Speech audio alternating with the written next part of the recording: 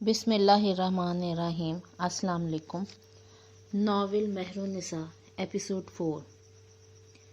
وہ کہتی ہے سر کہتے ہیں تمہیں حیدر پیار نہیں کرتا۔ حسان میں تو اسے ہمیشہ سے پیار کرتا ہوں۔ تم کتنا جانتے ہو میرے اور مومو کے ریلیشن کے بارے میں؟ تم روز صرف 1 گھنٹہ ہمارے گھر آتے ہو، صرف 1 گھنٹہ۔ اس لیے تمہیں علم نہیں ہے کہ میں اور مومو روز رات 12-1 بجے تک بیٹھ کر باتیں کرتے ہیں۔ اس کو گڈ نائٹ کہہ کر میں اپنے کمرے میں جاتا ہوں۔ مومو جانتی ہے تم یہ سمجھتے ہو۔ اس کے دل میں کہیں نہ کہیں یہ خوف تھا کہ تم اس کو محبت اور توجہ بھی اس لیے دیتے ہو، اس لیے اس نے کبھی تمہاری غلط فہمی دور کرنے کی کوشش نہیں کی۔ مومو اندر سے بہت بزدل لڑکی ہے۔ وہ بہت سے لوگوں کو بہت ساری باتیں اس ڈر سے نہیں بتاتی کہ کہیں وہ اس سے محبت کرنا نہ چھوڑ دیں، ورنہ میں نے تو سونیا سے بھی زیادہ محبت مومو سے کی ہے۔ اور جانتے ہو اس رات وہ رو رہی تھی، میری اور سونیا کی مہر النساء رو رہی تھی۔ میں باپ ہوں، میری مجبوری کو سمجھو۔ میں نے اسے وعدہ کیا کہ میں اس کو اس کے سر سے الگ نہیں کروں گا۔ میں روز تمہارے گھر کے چکر لگاتا ہوں مگر تم بھاگ رہے ہو۔ تم مومو اور حیدر سے بھاگ رہے ہو۔ اگر تم نے فرار ختم نہ کیا تو مومو کچھ بہت غلط کر ڈالے گی اور میں اسے روک بھی نہیں سکوں گا۔ واپس آ جاؤ حسان، میں مومو کو روتے ہوئے نہیں دیکھ سکتا۔ حیدر۔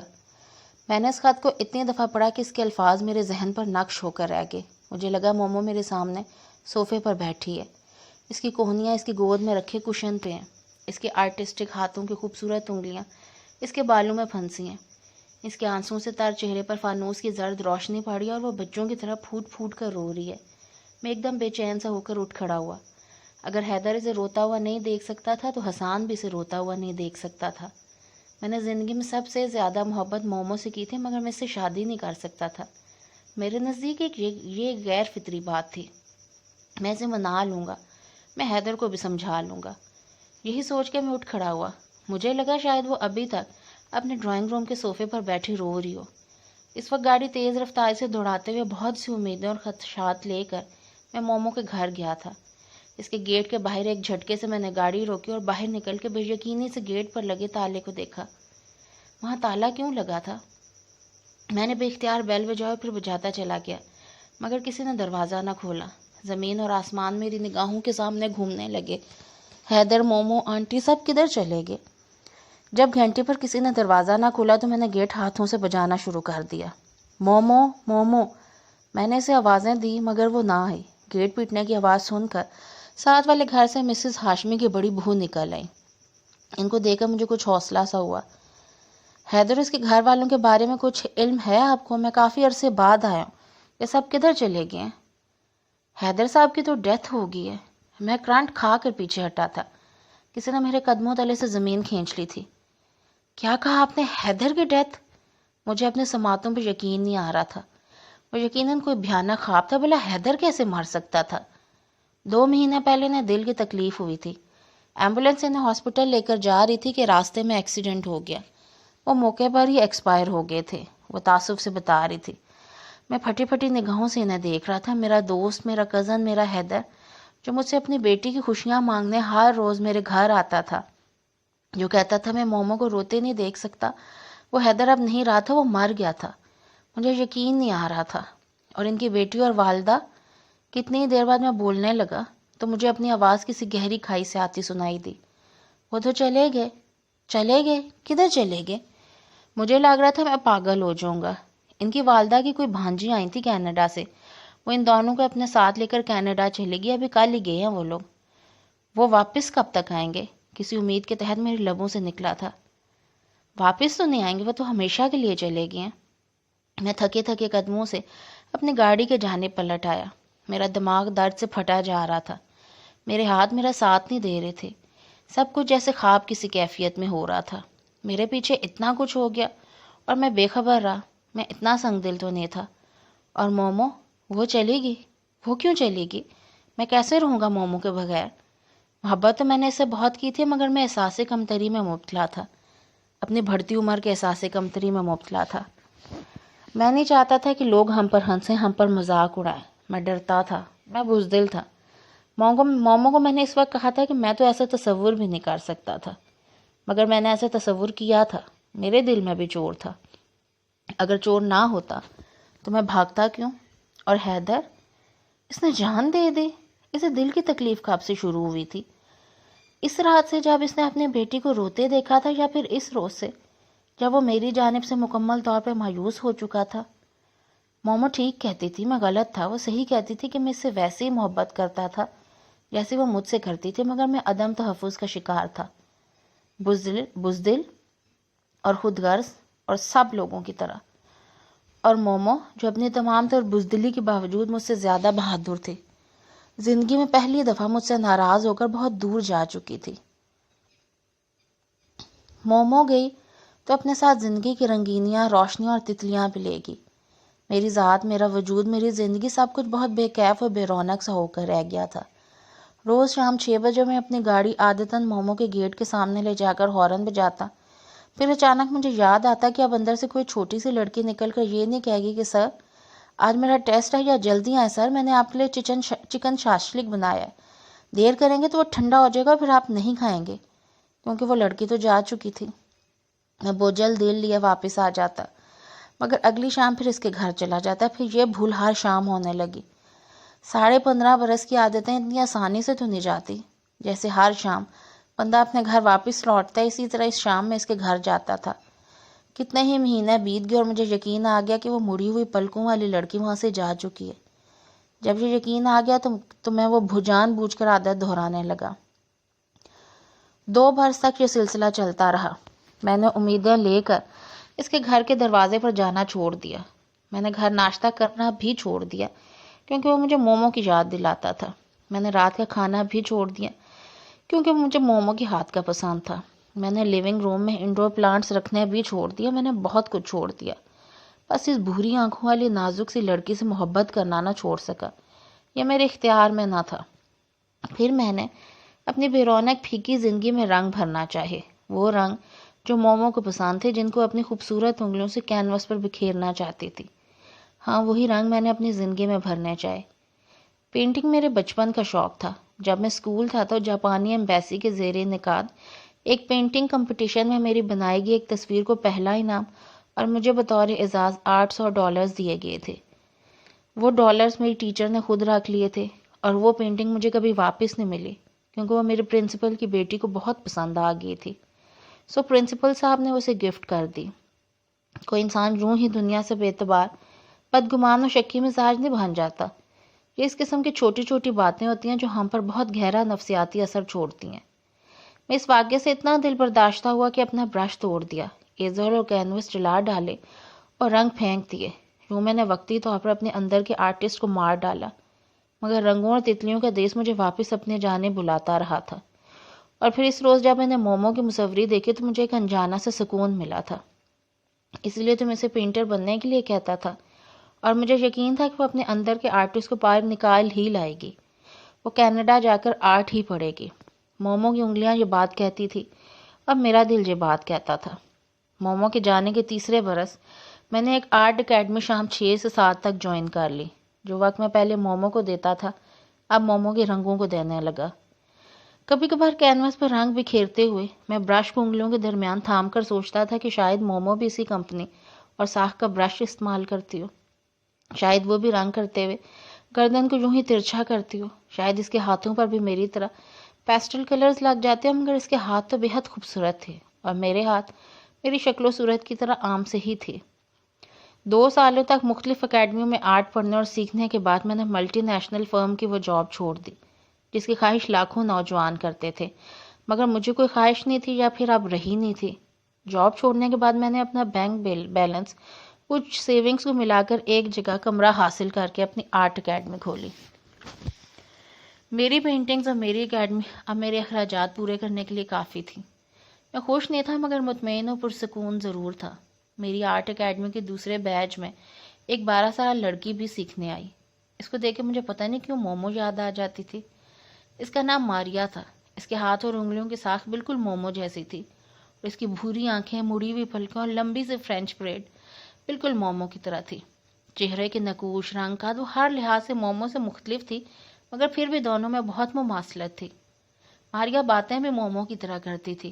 وہ دوسروں کی ہمدردی میں پگھل جانا، کسی کے غم کو اپنا سمجھ لینا اور خود کو فوراً قربانی کے لیے پیش کر دینا، وہ مومو سے بہت ملتی تھی۔ جب اس نے اسکیچ بنانا سیکھا تو پہلا اسکیچ ایک پولیٹیکل لیڈر کا بنایا. اس کا وہ اسکیچ ہاتھ میں پکڑے مجھے مومو بری طرح یاد آئی. وہ بھی تو ایسی ہی تھی، لیڈرز اور سیاست دانوں کو پسند کرنے والی، اور ایسی لڑکیوں کو میں بیوقوف کہا کرتا تھا. جانے کہ وہ اسکیچ دیکھتی ہے میرے لبوں سے مومو نکلا. جی سر. ماریا جو میرے سامنے کھڑی تھی قدر حیرت بھری تابیداری سے بولی. میں نے سر اٹھا کر اسے دیکھا اور پھر دھیرے سے مسکرایا. کچھ نہیں سر. آپ کو کیسے پتا چلا کہ میرا نک نیم مومو ہے؟ اس نے قدر جھجکتے ہوئے پوچھا. مجھے حیرت کا جھٹکا لگا مگر پھر میں سنبھل کے مسکرا دیا. تمہاری شکل پہ لکھا ہے ماریا. میری شکل پہ؟ وہ میری بات پہ حیران ہوتی ہوئی اپنی جگہ پر بیٹھ گئی. اس روز کلاس کے بعد جب میں اپنی چیزیں سمیٹ رہا تھا ماریا میرے پاس چلی آئی. سر ایک بات مانیں گے؟ ہاں بولو بیٹا. میں نے مسکرا کر اسے دیکھا.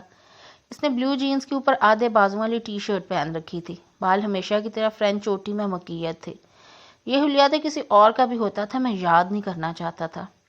سر آپ میرا پورٹریٹ بنائیں گے؟ شور کیوں نہیں. اس کے ہچکچاتے انداز پر میں مسکرایا. کل اکیڈمی ٹائم کے بعد 1 گھنٹہ ایکسٹرا بیٹھ جانا.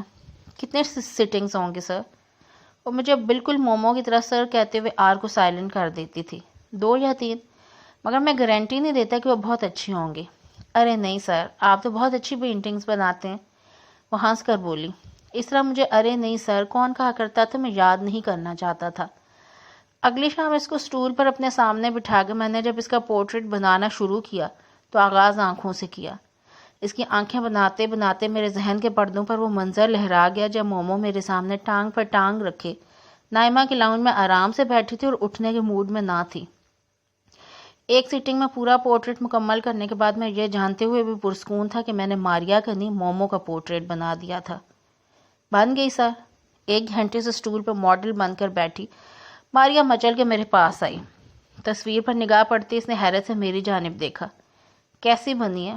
بہت اچھی ہے سر، مگر اس میں کہاں ہوں؟ اس کے انداز میں بے اختیار ہنس پڑا.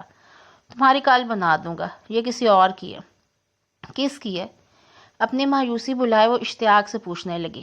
میں نے برش کے کناروں کو لبوں تلے دبائے کچھ دیر کو سوچا. مومو کی ہے.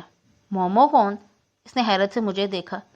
ہے ایک لڑکی. میں اداس سا ہو گیا. مجھے چھوڑ کر چلی گئی. کدھر؟ وہ بھی اداسی سے پوچھنے لگی. کینیڈا. کیوں سر؟ وہ میرے پاس رکھے سٹول پر بیٹھ گئی. میں نے اسے ناراض کر دیا تھا. میں سر جھکائے بتانے لگا. تو آپ منا لینا. میں نے سر اٹھا کر مغموم انداز میں مسکراتے ہوئے اسے دیکھا. مجھے اس کو منانا ہی نہیں آتا. کیوں سر؟ میں نے اسے کبھی منایا ہی نہیں. تو اب منا لینا. کیسے؟ میں نے ابرو اٹھائے. کہہ دیں ایم سوری. So simple. اس نے آرام سے کہہ دیا. ہر بات ایم سوری سے حل نہیں ہو جایا کرتی ماریا. سر مجھے پوری کلاس مومو کہتی ہے، آپ ماریا کیوں کہتے ہیں؟ وہ میری آنکھوں میں جھانکتے ہوئے سنجیدگی سے پوچھ رہی تھی. میری صرف ایک ہی مومو تھی. وہ بہت اچھی فرینڈ تھی میری. تمہاری کوئی فرینڈ ہے ماریا؟ میں نے یوں ہی پوچھ سا لیا. اس نے افسردگی سے نفی میں سر ہلایا. میری کوئی فرینڈ بنتی ہی نہیں. ارے وہ کیوں؟ میں نے حیرت سے اسے دیکھا. وہ میری بات کا جواب دینے کے بجائے اٹھ کر چلی گئی. مومو بھی ایسے ہی اٹھ کر چلی جایا کرتی تھی. میں کبھی مومو کے پیچھے نہیں گیا تو ماریا کے پیچھے کیسے جاتا؟ اگلی شام مجھے ماریا بہت چپ چپ لگی تھی. چھٹی کے وقت جب سب بچے جانے لگے تو میں نے اسے اپنے پاس بلا لیا. ادھر آؤ.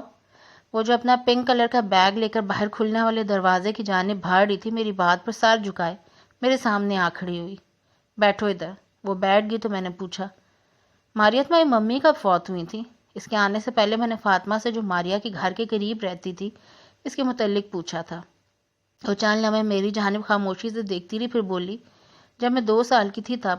اور تمہارے فادر؟ وہ تمہارا خیال کرتے ہیں. مجھے پتہ نہیں کیوں حیدر یاد آیا تھا. وہ مجھ سے زیادہ سارا ماما میں انٹرسٹڈ ہے. سارا ماما میری خالہ ہیں. وہ کئی سالوں سے میرے بہانے سے پاپا سے ملنے ہمارے گھر آتی رہی اور وہ پاپا سے شادی کرنے لگ جاتی ہیں اور انہیں لگتا ہے میں چھوٹی بچی ہوں اور کچھ نہیں سمجھتی. چھوٹی عمر میں بڑے بڑے غم مہر النساء اور ماریا کو بہت جلدی سنجیدہ اور میچور کر دیتی ہیں. اور پاپا ان سے شادی کر لیں گے؟ جی. یہ کہتے ہوئے اس کی آنکھوں میں خوف سمٹ آیا. تمہیں اچھی نہیں لگتی سارا ماما؟ میں اس کے چہرے کو پاڑا تھا. بالکل بھی نہیں. وہ مجھے گھر سے نکال دیں گی. ارے نہیں ماریا، گھر سے کیوں نکال دیں گے؟ تمہارے پاپا کا گھر ہے. بلا گھر سے کدھر نکالیں گے؟ اس نے یقیناً سینڈریلا ٹائپ کی بہت ساری کہانیاں پڑھ رکھی تھی. آپ کو نہیں پتا ہے ایک جگہ. وہ بڑبڑائی تھی. گاڑی کے ہارن کی آواز آئی تو ماریا اپنا بیگ سنبھال کے اٹھ کھڑی ہوئی۔ پھر چند ہفتوں بعد ماریا نے مجھے بتایا، سر پاپا نے سارا ماما سے شادی کر لی ہے۔ وہ ان دنوں بہت ڈری سہمی سی رہنے لگی تھی۔ میں نے اسے امید دلائی کہ سب ٹھیک ہو جائے گا۔ تب اس نے مجھ سے ایک فرمائش کی، سر آپ ہمارے گھر آئیں۔ میں نے حامی بھر لی، ہاں ماریا میں آؤں گا، تمہارے گھر اور تمہارے پاپا سے بات کروں گا کہ وہ سارا ماما سے زیادہ تمہیں امپورٹنس دیا کریں۔ وہ خوش ہوگی۔ حامی تو میں نے بھر لی، مگر پھر ان دنوں کسی دوست کی شادی میں شرکت کے لیے مجھے کراچی جانا پڑ گیا۔ میں نے 4 روز کے لیے اکیڈمی کی چھٹی کر دی۔ 4 بے حد مصروف دن گزارنے کے بعد جب میں اکیڈمی آیا تو میری پوری کلاس موجود تھی سوائے اس کھڑکی کے ساتھ والی کرسی کے۔ وہ کرسی خالی تھی۔ یہ ماریا کے پورے سال کی پہلی چھٹی تھی، اس لیے میں نظر انداز کر گیا، لیکن جب وہ اگلا پورا ہفتہ نہ آئی تو مجھے فکر ہوئی، یہ ماریا کیوں نہیں آ رہی؟ میں نے قدرے بلند آواز میں کسی کو مخاطب کیے بغیر کلاس سے پوچھا۔ پتہ نہیں سر کی صدائیں بلند ہوئی۔ سر آئی تھنک اس کی سٹیپ مدر نے اسے گھر سے نکال دیا ہے۔ فاطمہ ماریا کے گھر کے ساتھ رہتی تھی، اس لیے اس کے حالات سے اس حد تک واقف تھی۔ گھر سے کدھر نکال دیا؟ سٹیپ مدر ہی ہیں، کوئی جادوگر نہیں تو نہیں جو گھر سے باہر نکال دیں؟ میں نے قدرے بیزاری سے کہا۔ سر ہو سکتا ہے سارا آنٹی نے اسے ہاسپٹل بھیج دیا۔ فاطمہ دوبارہ بولی۔ ہاسپٹل کیوں؟ میں نے چونک کر اسے دیکھا۔ آپ کو نہیں پتا سر؟ بہت سے اسٹوڈنٹس اکٹھے بولے تھے۔ کیا نہیں پتا؟ میں یکدم پریشان سا ہو گیا۔ سر ماریا کو تھائرائیڈ گلینڈ کینسر ہے۔ واٹ؟ میں بہت شاکڈ سا ہو کے فاطمہ کو دیکھ رہا تھا۔ ماریا کہتی تھی اسے کوئی دوست نہیں بناتا، اس کی وجہ یہ تھی کہ وہ بیمار تھی، زندگی سے لڑ رہی تھی۔ کینسر کوئی چھوت کا مرض نہیں تھا، مگر یہ ہمارے معاشرے کا المیہ ہے کہ بیمار اور معذور انسان کو تنہا کر دیا جاتا ہے۔ وہ چھوٹی سی لڑکی جو مجھے مومو کو یاد دلاتی تھی وہ بھی اسی المیہ کا شکار تھی۔ کب ہوا اسے کینسر؟ میں فکر مندی سے پوچھنے لگا۔ کافی عرصے سے، اب تو آخری سٹیج پہ ہے۔ چند ماہ پہلے ڈاکٹرز نے کہا تھا کہ اس کے پاس 6 ماہ سے 1 برس تک کا وقت ہے۔ فاطمہ کے لہجے میں تعصب تھا۔ میں سر ہلا کے بے دھیانی سے اسٹوڈنٹس کی اسائنمنٹس دیکھنے لگا۔ دل میں بار بار ماریا کا خیال آ رہا تھا۔ پتہ نہیں وہ کدھر ہوگی، کس حال میں ہوگی۔ اگر اس کی سوتیلی ماں نے اسے گھر سے نکال کر ہاسپٹل بھیج دیا تو وہاں اس کے ساتھ کوئی ہوگا یا نہیں، یا وہ تنہا کمرے میں اپنی زندگی کے آخری دن کاٹ رہی ہوگی۔ پتہ نہیں اس کے پاس اس کے برش کلرز اور کینوس بھی ہوں گے یا نہیں، اور اس کا وہ پنک کلر کا بیگ جو ہمیشہ اپنے پاس اٹھائے رکھتی تھی، پتہ نہیں وہ بیگ اس کی سوتیلی ماں نے اسے ساتھ لے جانے دیا ہوگا یا نہیں۔ بہت سے سوال تھے جن کے جوابات میرے پاس نہیں تھے۔ میرا دل ارد گرد سے سخت اچاٹ ہو چکا تھا۔ میں نے بچوں کی جلدی چھٹی کر دی اور خود اپنا داخلہ رجسٹر سے ماریا کے والد کی ID کارڈ کی فوٹو کاپی سے اس کا ایڈریس لے کے اس کے گھر چلا گیا۔ اس کی بے حد خوبصورت مگر سرد مرد سوتیلی ماں نے انتہائی کھردرے روکھے انداز میں مجھے اتنا ہی بتایا، کل صبح آپریشن ہے مومو کا، CMH میں ایڈمٹ ہے۔ میں نے کمرہ نمبر پوچھ کے استفسار کیا، اس کے پاس کوئی ہے یا وہ اکیلی ہے؟ حسان صاحب ہم یہاں فارغ نہیں بیٹھے کہ مومو کی پائنتی سے لگ کر اس کا دل بہلائیں۔ 100 کام ہوتے ہیں، فرصت کسی ہے یہاں، جب ٹائم ملتا ہے تو چلے جاتے ہیں۔ انداز میں لا تعلقی اور بے نیازی تھی۔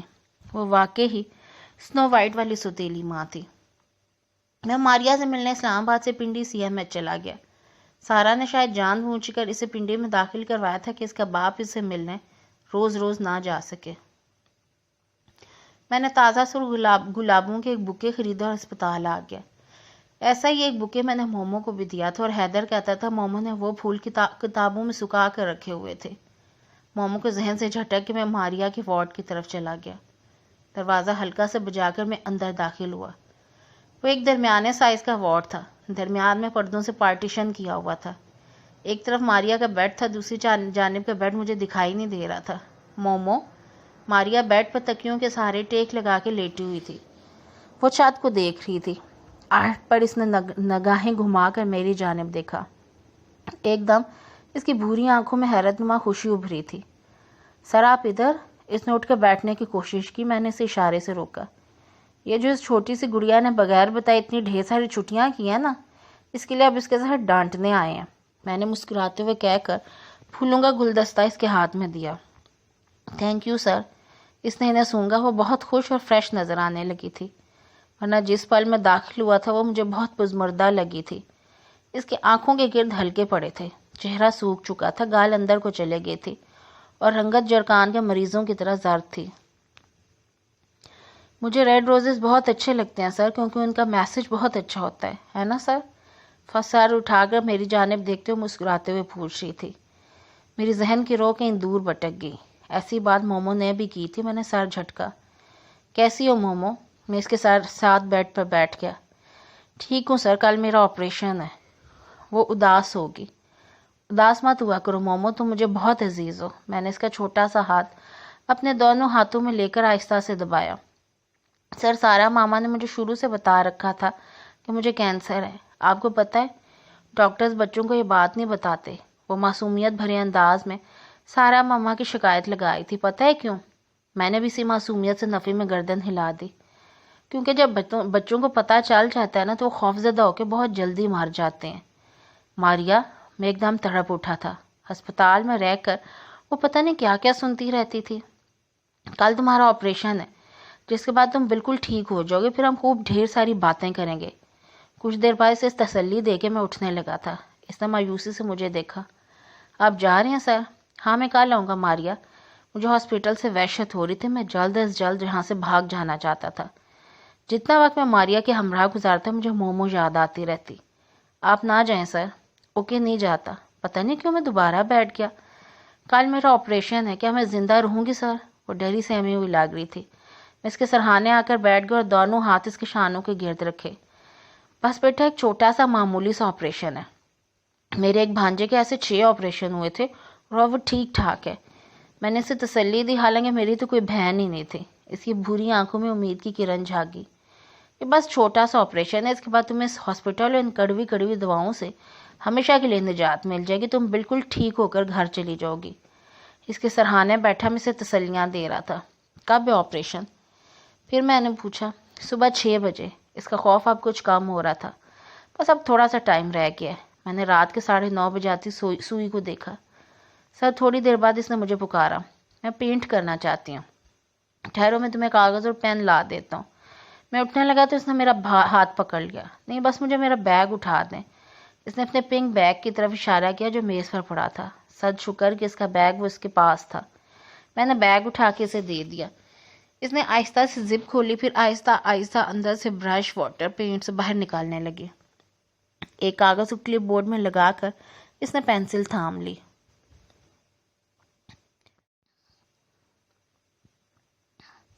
مومو، کیا یہ بہتر نہیں کہ تم آرام کرو؟ کل تمہارا آپریشن ہے۔ میں نے کسی خدشے کے پیش نظر کہا تھا۔ Please sir. اس نے اتنے ملتجی نگاہوں سے میری طرف دیکھا تھا۔ یہ زندگی اور موت کی جنگ لڑتی اس لڑکی کی بے بس آنکھیں تھی۔ میرا دل بھر آیا۔ اچھا بنا لو، مگر کیا بناؤ گی؟ اس نے پینسل کا سرا لبوں میں پکڑ کر ایک لمحے کو سوچا، پھر مسکرائی۔ مومو، اپنی شکل بناؤ گی؟ ارے نہیں سر۔ وہ دھیرے سے ہنسی۔ اس کی سوکھی زرد چہرے کی ہڈیاں ہنستے ہوئے نمایاں ہو جاتی تھی۔ میری نہیں، آپ کی مومو۔ میری مومو؟ مجھے حیرت ہوئی تھی۔ آپ نے اپنی مومو کا جو پورٹریٹ بنایا تھا نا، وہ میرے پاس ہے۔ میں روز اسے دیکھتی ہوں۔ وہ یہیں ہوگا۔ ٹھہرے، میں آپ کو بنا کر دکھاتی ہوں۔ پھر وہ بمشکل تمام تصویریں بنانے لگی۔ میری مہرو نسا ہتھیلی تھوڑی تلے رکھے فاتحانہ نگاہوں سے مجھے دیکھ رہی تھی۔ اس نے ایسے مجھے تب دیکھا تھا جب نائمہ نے میرے سامنے بدزبانی کی تھی۔ آپ کی مومو بہت اچھی ہے سر، آپ اپنی مومو کو منا لیں پلیز۔ تصویر بناتے بناتے وہ بولی تھی۔ میں جواب میں کچھ بھی نہ کہہ سکا۔ کافی دیر بعد ماریا نے تصویر مکمل کی۔ کیسی ہے سر؟ اس نے مجھ سے پوچھا۔ بہت اچھی۔ میں نے سفید کاغذ کو ہاتھ میں لیے اس پر بنا اسکیچ دیکھا۔ وہ 90% مومو سے مشابہت رکھتا تھا۔ اب کلرز کرو گی اس میں؟ نہیں، میں تھک گئی ہوں۔ اس نے تھکاوٹ سے میرے کندھے پر سر رکھ دیا۔ میں آہستہ آہستہ اس کا سر تھپکنے لگی۔ جب وہ نیند کے آغوش میں جانے لگی تو اس کے لبوں سے نکلا تھا، میں زندہ رہوں گی نا سر؟ میری مومو کو کچھ نہیں ہوگا، میں نے کہہ دیا، مگر میرے اندر بہت خوف تھا۔ ساری رات میں اس کے پاس بیٹھ کے پشت سے ٹیک لگا کر بیٹھا رہا۔ وہ چھوٹی سی بچی میرے کندھے پر سر رکھ کے رو رہی تھی۔ رات آہستہ آہستہ سرکنے لگی۔ وہ نیند میں تھی جب ڈاکٹر سے لینے آ گئے۔ میں اب ایک اٹینڈنٹ بن گیا۔ انہوں نے اسے نیند میں ہی انستھیزیا دے دیا تھا، حالانکہ میری خواہش تھی کہ وہ اسے جگا دیتے اور میں چند ایک باتیں تو ماریا سے کر لیتا۔ میں نے مومو کا اسکیچ جو مومو نے بنایا تھا اپنی جیب میں ڈال لیا۔ مسلسل 3 گھنٹے ماریا کا آپریشن ہوتا رہا۔ 3 گھنٹے میں اسپتال کے سرد ویران کوریڈور میں بے چینی سے ٹہلتا رہا۔ میرے قریب سے آرمی یونیفارم میں ملبوس نرسیں اور ڈاکٹرز گزرتے رہے۔ کوئی میری پریشان صورت دیکھ کے تسلی کے 2 لفظ بول دیتا تو کوئی رحم بھری نگاہ ڈال کر چلا جاتا۔ بالآخر میں تھک کر ماربل سے بنے فرش پر دیوار سے ٹیک لگائے بیٹھ گیا۔ سردی کا کوئی احساس مجھے نہیں ہو رہا تھا۔ میرا رواں رواں ماریا کے لیے دعا گو تھا۔ 3 گھنٹے کا وہ طویل انتظار، وہ مشکل کاٹ ہی گیا اور آپریشن تھیٹر کا دروازہ کھلا۔ کرنل ڈاکٹر عابد بیگ باہر نکلے۔ آپ بچی کے والد ہیں؟ انہوں نے چہرے پر سے ماسک اور ہاتھوں سے گلوز اتارتے ہوئے مخاطب کیا۔ نہیں میں مگر اس کا انکل ہوں۔ کیسی ہے وہ؟ میں نے دھڑکتے دل کے ساتھ پوچھا۔ دیکھیے اس کا تھائرائیڈ گلینڈ ریموو کرنا تھا۔ تھائرائیڈ گلینڈ کے پیچھے ایک نرو ہوتی ہے اور مجھے بتائیں ماریا کیسی ہے؟ میں نے بے چینی سے ان کی بات کاٹی۔ انہوں نے گہری سانس بھری۔ وہ جو خاص رگ ہوتی ہے نا، وہ ان کے آپریشن کے دوران کٹ کیا ہے۔ آئی ایم سوری، ماریا کی ڈیتھ ہو گئی ہے۔ دراصل اس رگ کو کٹنے سے بچانا بہت مشکل تھا۔ وہ کیا کچھ کہہ رہے تھے میں سن نہیں پا رہا تھا، مجھے سنائی نہیں دے رہا تھا۔